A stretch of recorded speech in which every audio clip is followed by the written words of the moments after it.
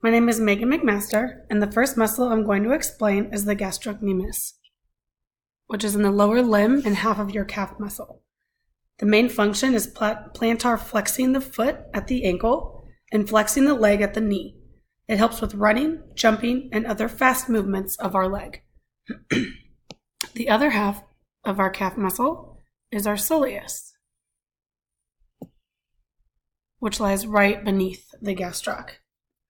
This has the similar function as the gastroc with plantar flexion of the foot. This is vital for walking, running, and help keeping balance. In the upper part of our lower limb, we have the rectus femoris. This is part of the quadriceps group.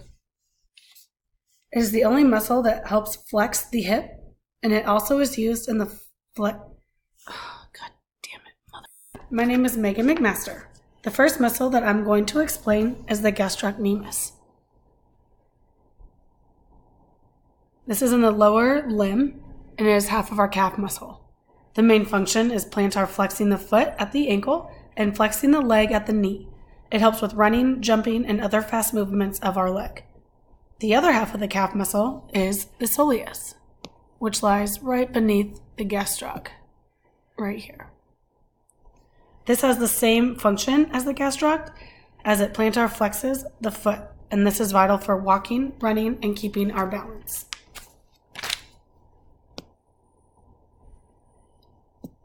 The rectus femoris is in our quadriceps muscle group. It is the only muscle that flexes the hip, and it is also used to flex the thigh. And here's the rectus femoris right here. The vastus lateralis helps extend the lower leg, and it helps the body to rise from squatting. This muscle aids in strength and stability of the leg.